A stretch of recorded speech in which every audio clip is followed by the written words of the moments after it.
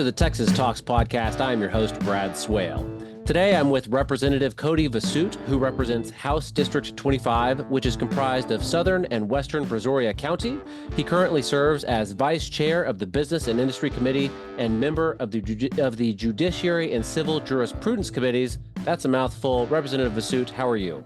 I'm doing fine. Thanks for having me on today. Well, I appreciate you coming on. It's always a pleasure getting to speak with you and a lot of your colleagues and other people in politics and regulation and everything like that. So it's a pleasure. I gave a kind of a brief intro there. Would you like to add something to that? I think you're an eighth generation Texan. Is that right?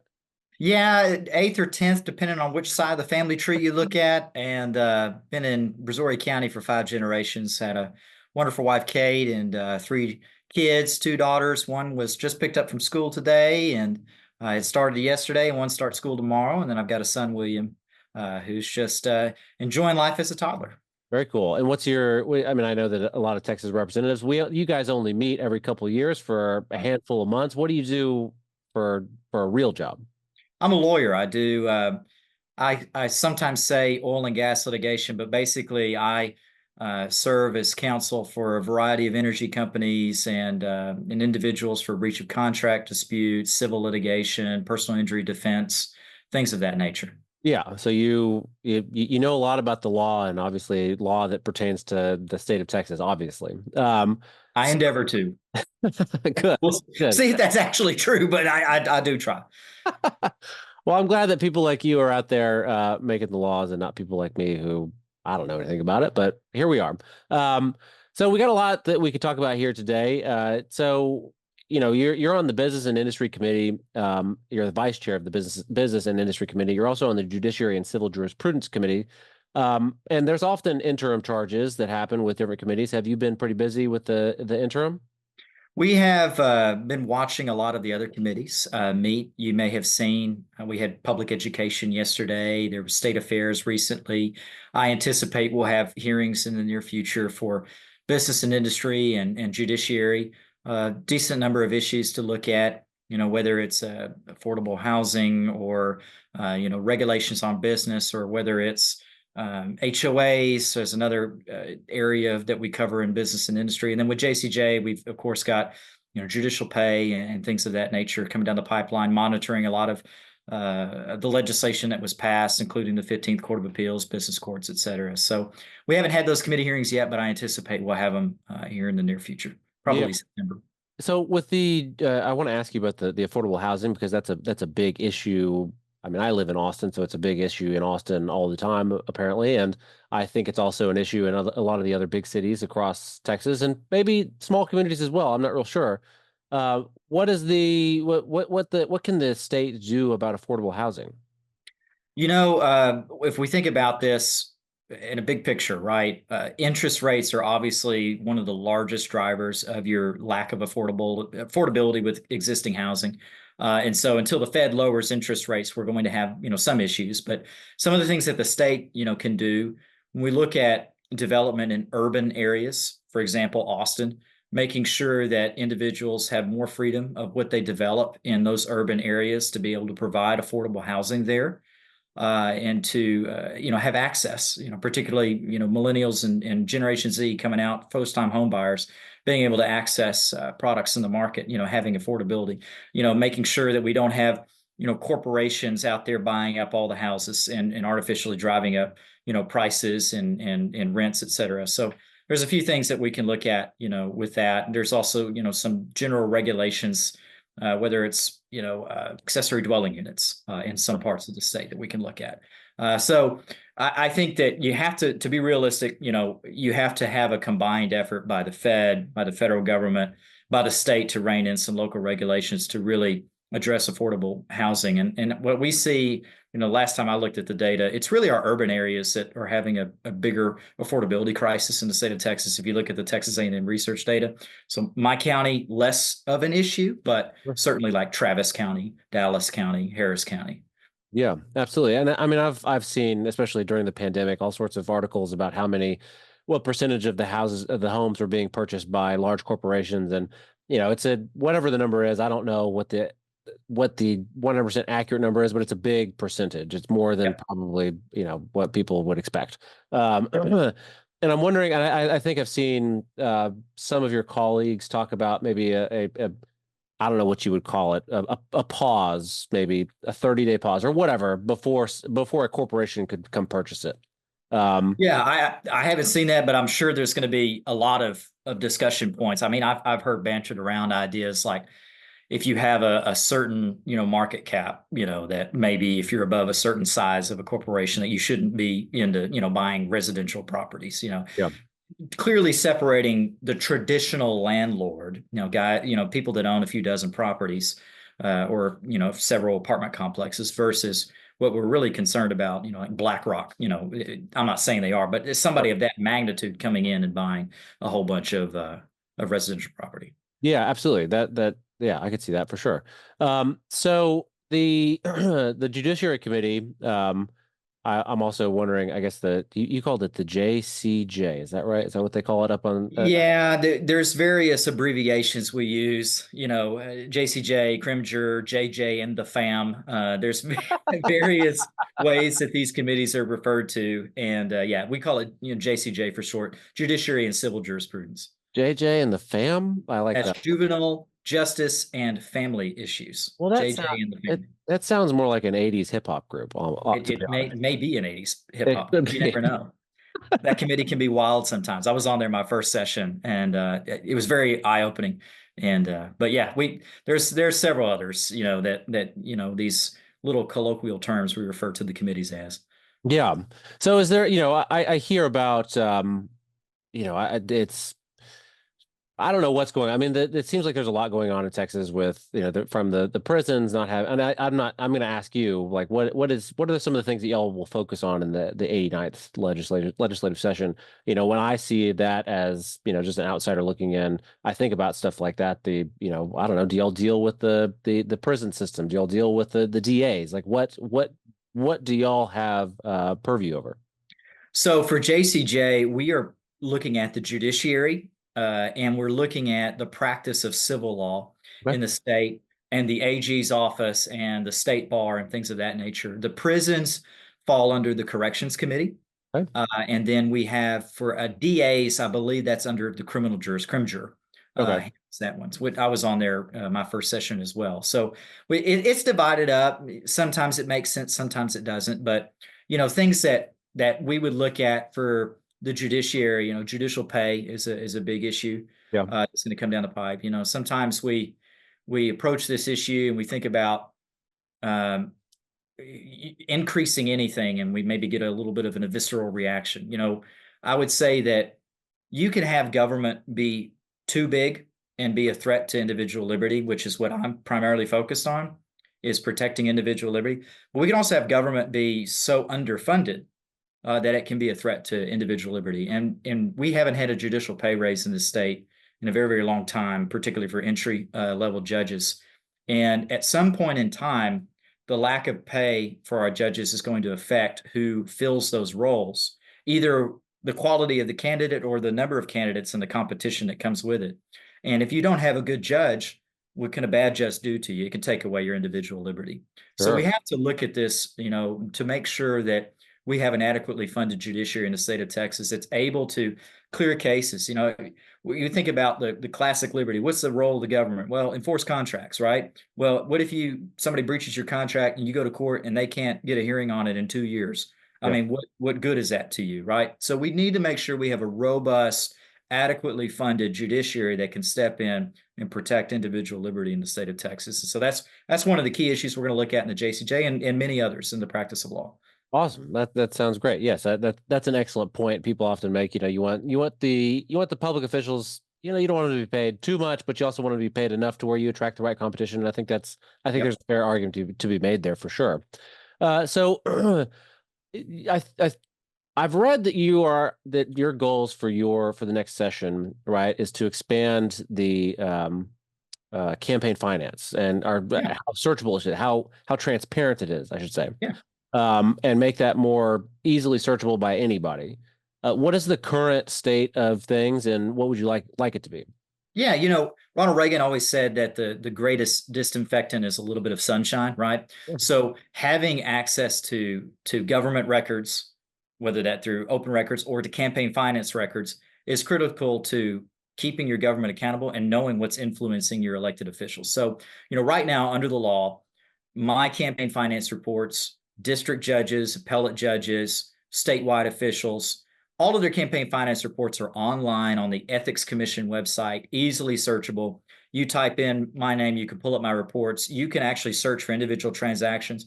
You can see, maybe there's a group you want to know who all are they funding.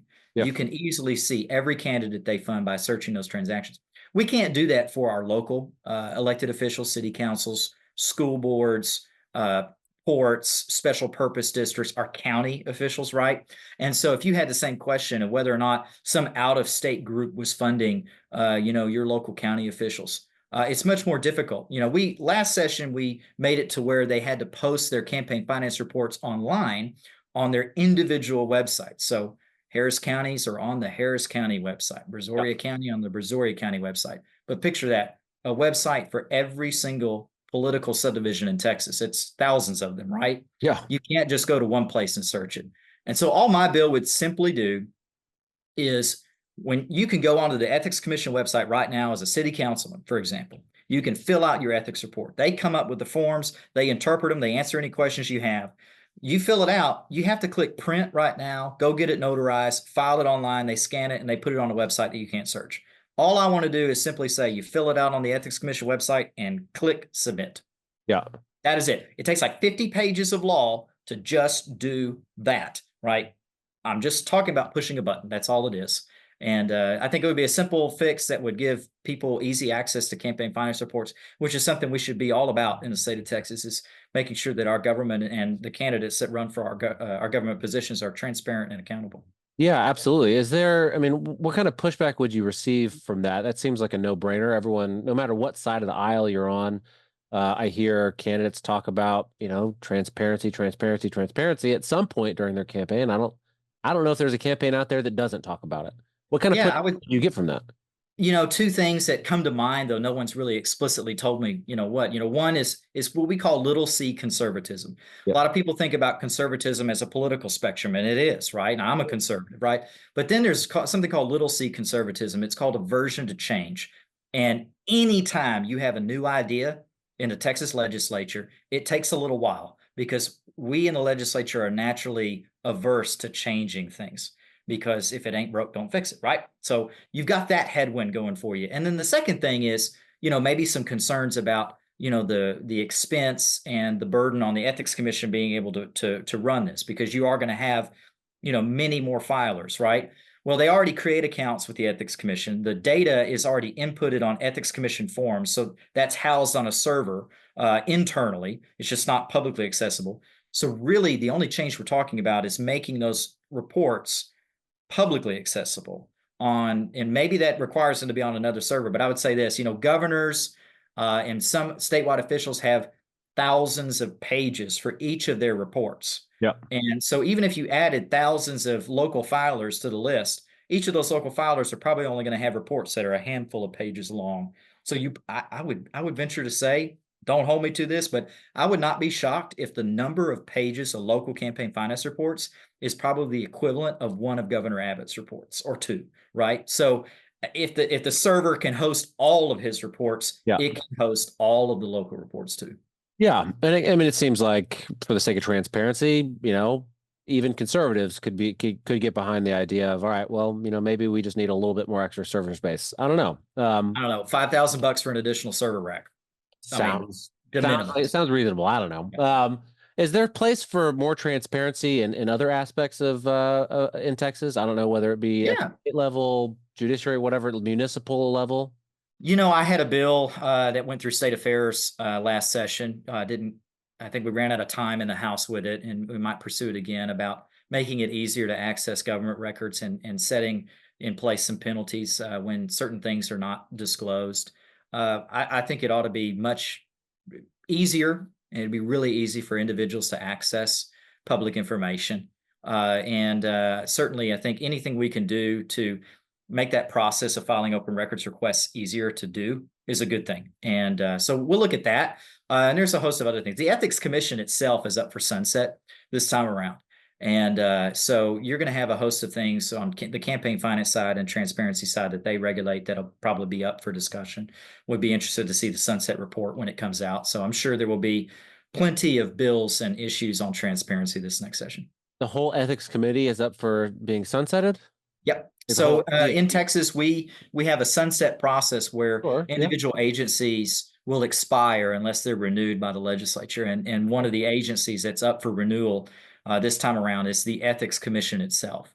And so that's going through sunset right now, and I anticipate you'll see, a bill and some changes to to the Ethics Commission based off of one, what the Sunset Committee finds and recommends, and two, any type of campaign finance bill is a germane amendment on the floor of the House. So, you don't have to, I mean, practically you need to, but you don't have to send a bill through committee to get it onto the, for a campaign finance bill. You can just do the bill on the floor of the House with the Ethics Commission this time around. So obviously we don't want it to be the Wild West on the floor, but I'm just telling you, there's going to be a big Christmas tree for transparency and campaign finance reform this year on the floor of the House, and that's the Ethics Commission sunset bill. Well, for those that are interested in transparency, I think that's good news. A big Christmas tree, Christmas in, I guess, January, February. That's another one of those legislative terms, right? We call any bill that you can put a whole bunch of amendments on a Christmas tree.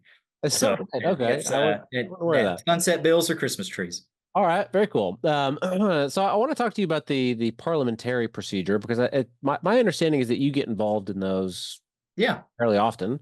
And it's something that I don't know, does the average Texan even know that there's a parliamentarian and what office they're with and all that stuff? And I think even if they do know, I think people probably have some pretty strong opinions about it.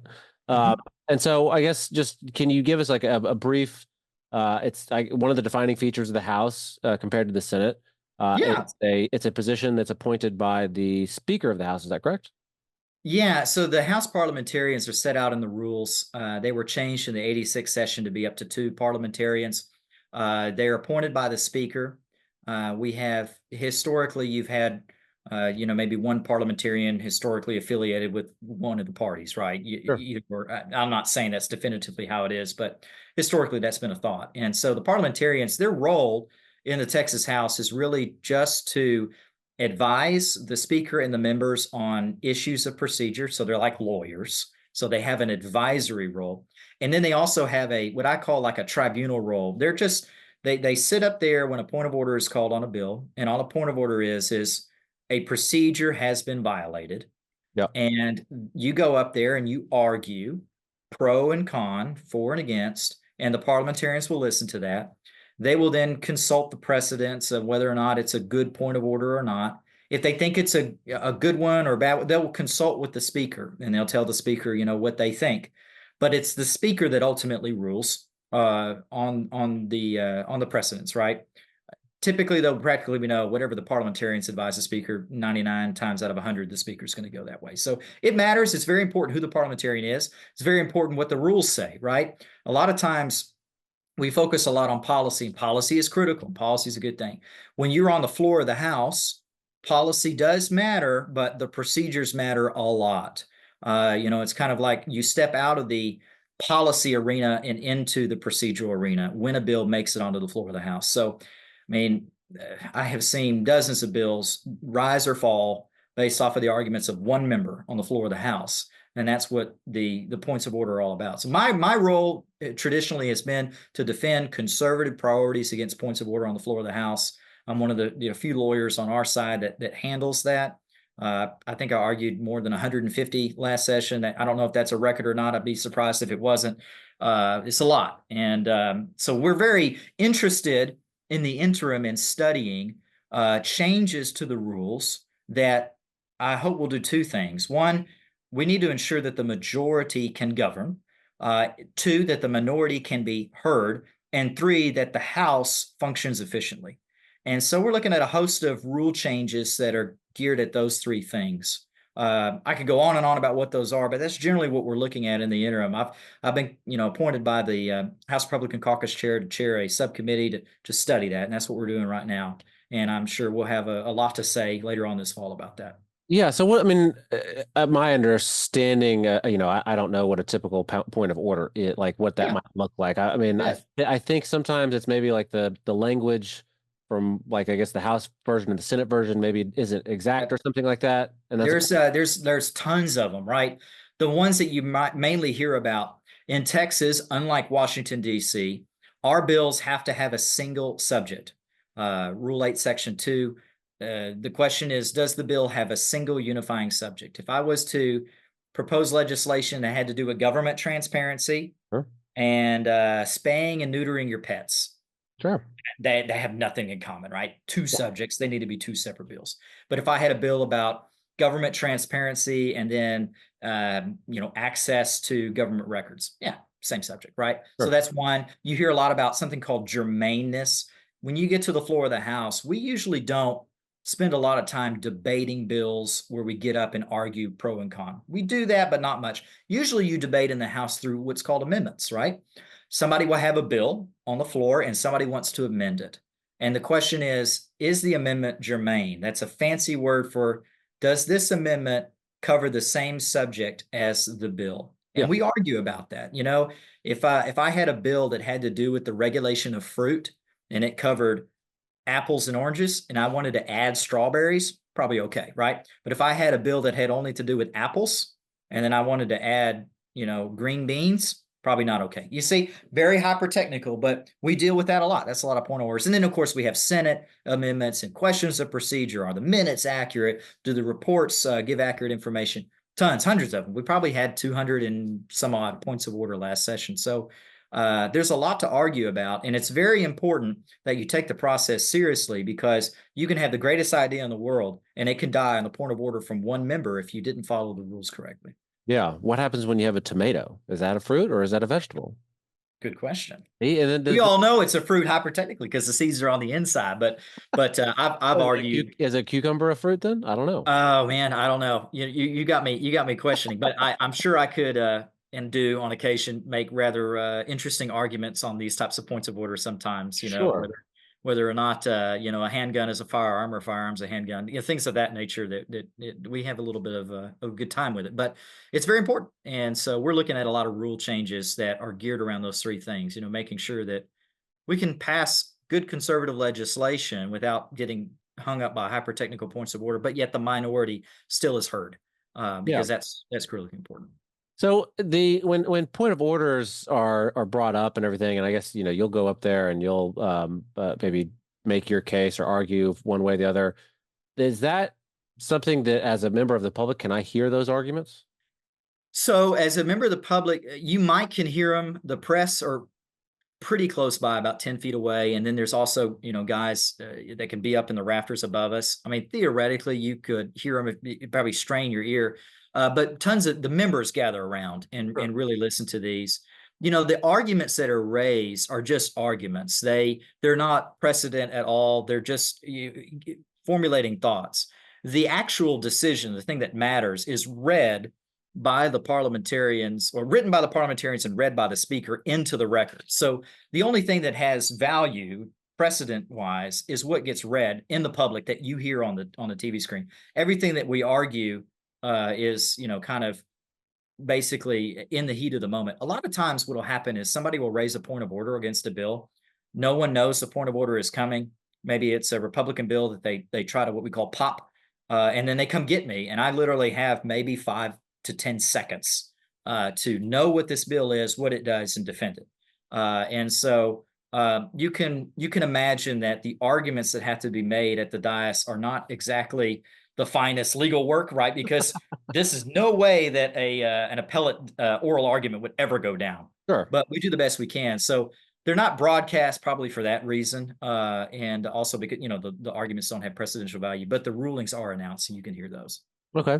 And there's been some controversy, I guess, over, I don't know, the past couple of years, year or so, whatever, that so there's, I guess there's the parliamentarian is Hugh Brady, is my understanding. And there's a law firm, Brady and Peavy, and he's the main partner at Brady and Peavy.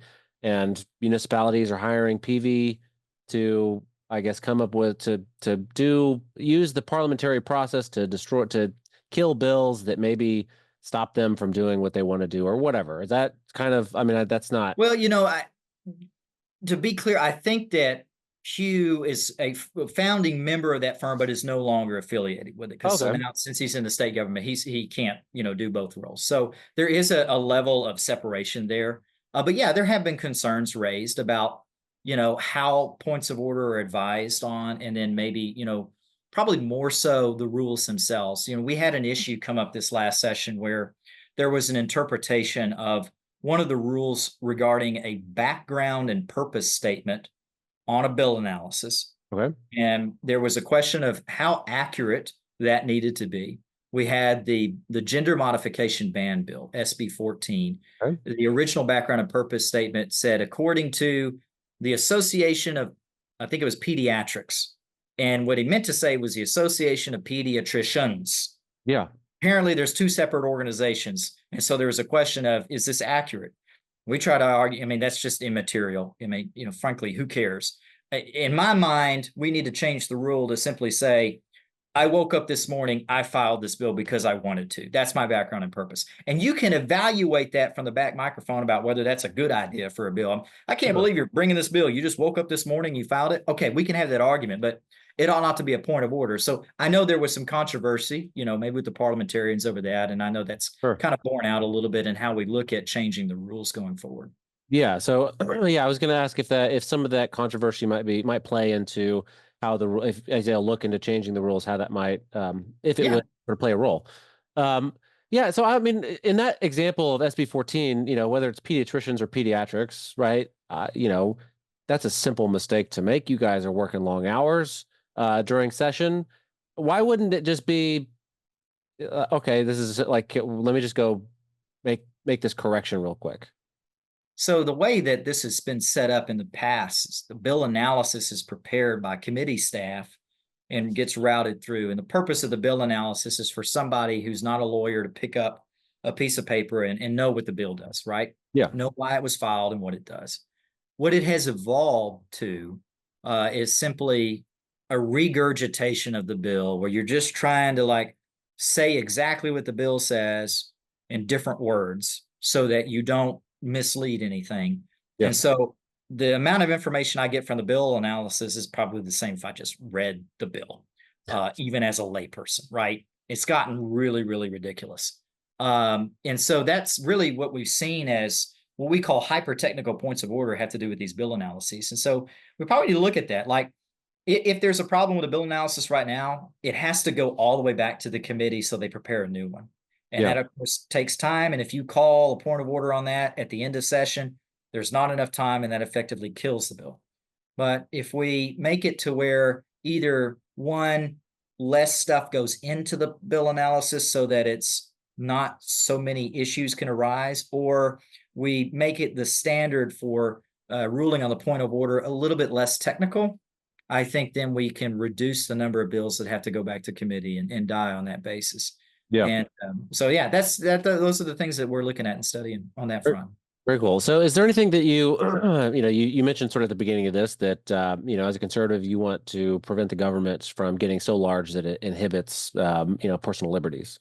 In that vein, is there anything that you hope to see in the upcoming 89th legislature, whether it be from your office or somebody else's? Doesn't really matter. The Republican legislative priorities, that's where we look to. I think from a conservative side, there's many others too.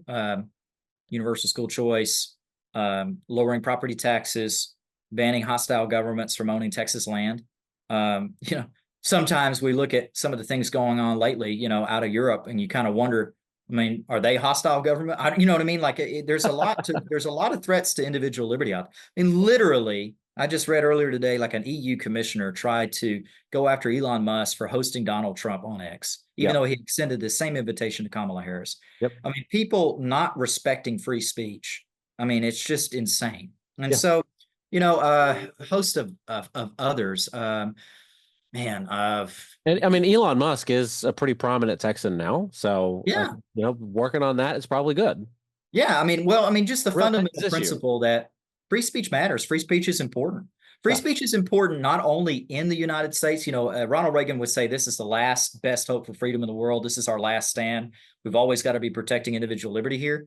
But I mean, I think we also need to be promoting individual liberty around the world. And when we have various governments trying to take away the free speech rights of Americans or their own citizens, I mean, that's a big deal. Maybe that's beyond the scope of the Texas government, but it needs to be top of mind in everything that we do, that we make sure that individuals are protected, that they have the ability to speak their mind freely, worship the God that they choose, to be able to have a free press, to be able to have our gun rights. You know, we just sent a letter because they're trying to make it at the Texas State Fair that you can't have a handgun there anymore, even if you're a law-abiding citizen. And I think, you know, those types of measures are just political correctness. They just create victims and they take away individual liberty from law-abiding citizens. So legislature needs to step in and protect people. And there's a host of issues, I think, along those lines. And I'm looking forward to good legislation coming up next session. And I think it will.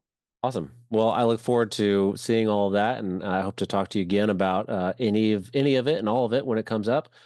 Is there any sort of website or social media that you want to plug before we sign off? Man, you can follow me on Twitter. I don't tweet that much, but C V as in Victor ASUT. And of course, we're going to have a lot coming up this session. You know, leadership changes, I think, new rules, a lot of good conservative bills. There's a lot that's going to happen over the next 90 to 120 days. So stay tuned, and I'll try to tweet about it. And if not, follow guys like Briscoe Kane that do tweet a lot, and you'll know what I know. Awesome. Well, Representative Vasut, thank you so much for your time. I really appreciate it. Thank you. Have a good one, Brad.